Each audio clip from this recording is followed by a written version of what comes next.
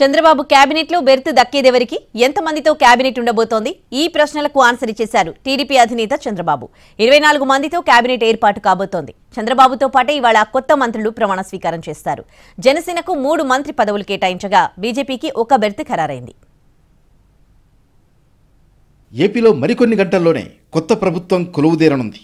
సీఎంగా చంద్రబాబు నాయుడు ప్రమాణ స్వీకారం చేయనున్నారు. చంద్రబాబు ప్రభుత్వంలో మంత్రులుగా బాధ్యతలు చేపట్టే వారి పేర్లతో లిస్టు విడుదల చేసింది కూటమి. మంగళవారం అర్ధరాత్రి దాటాక 24 మంది పేర్లతో లిస్టు రిలీజ్ చేశారు. ఉదయం 11:27 తనతో పాటు మంత్రులు కూడా ప్రమాణం చేస్తారంటూ గవర్నర్ అబ్దుల్ నజీర్కు చంద్రబాబు పేరుతో లేఖ పంపించారు.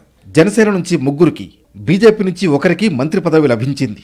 చంద్రబాబుతో పాటు 24 మంది మంత్రులుగా ప్రమాణ స్వీకారం చేయనున్నారు.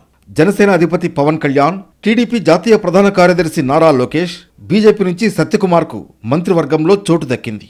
జనసేన అధినేత Pawan Kalyan, Nara Lokesh, Atchannaidu, Kollu Ravindra, Nadendla Manohar, P Narayana, Vangalapudi Anitha, Satyakumar Yadav, Nimmala Ramanaidu, NMD Farooq, Anam Ramanarayana Reddy, Payyavula Keshav, Anagani Satyaprasad, Kolusu Parthasarathi, Dola Balaveeranjaneya Swamy, Gottipati Ravi, Kandula Durgesh, Gummadi Sandhyarani, BC Janardhan Reddy, TG Bharath, S Savitha, Vasamsetti Subhash, Kondapalli Srinivas, Mandipalli Ramprasad రెడ్డికి చంద్రబాబు కేబినెట్లో స్థానం లభించింది. సామాజిక వర్గాల వారీగా చూస్తే ఎస్సీ మాల నుంచి 1కి, ఎస్సీ మాదిగ నుంచి 1కి కేబినెట్లో స్థానం లభించింది.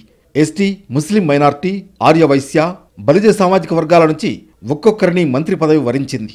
రెడ్డి సామాజిక వర్గం నుంచి 3కి, కాపు నుంచి 3కి కేబినెట్ బెర్త్ ఖరారైంది.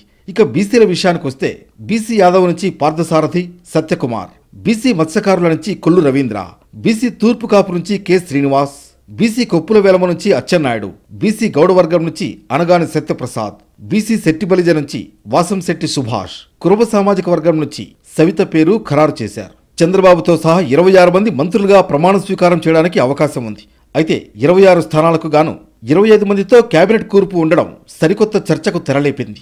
ఒక స్థానాన్ని భర్తీ చేయకుండా వదిలేయడంతో ఆ మంత్రి పదవి మిత్రపక్షాలకా లేక టీడీపీకా అనే చర్చ జరుగుతోంది. మరోవైపు మొత్తం 17 మంది ఎమ్మెల్యేలు తొలిసారిగా మంత్రి పదవులు చేపట్టనున్నారు.